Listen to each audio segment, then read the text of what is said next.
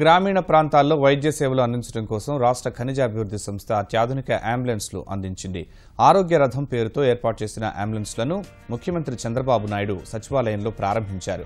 ఒక్కొక్కటి 45 లక్షల రూపాయల వ్యయంతో 2 ఆరోగ్య రథాలను ఏపీ ఎండీసీ అందజేసింది. ఆరోగ్య రథంలో లోపల సౌకర్యాలను ముఖ్యమంత్రి పరిశీలించారు. రాష్ట్రంలో వ్యాధులు ప్రబలుతున్న ప్రాంతాల్లో వినియోగించాలని సూచించారు. గనుల శాఖ మంత్రి Sujay Krishna Rangarao, Swachhandhra corporation chairman C L Venkatrao ప్రారంభోత్సవంలో పాల్గొన్నారు.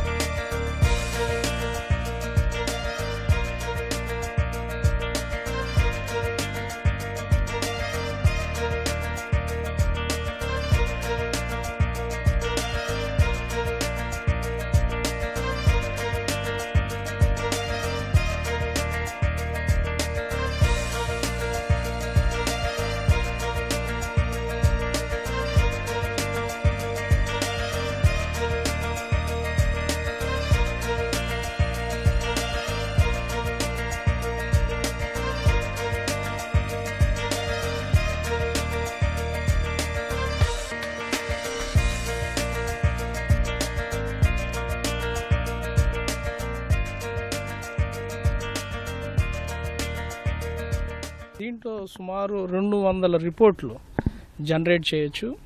ఈ రథం అనేది ప్రతి విలేజ్కి వెళ్తుంది.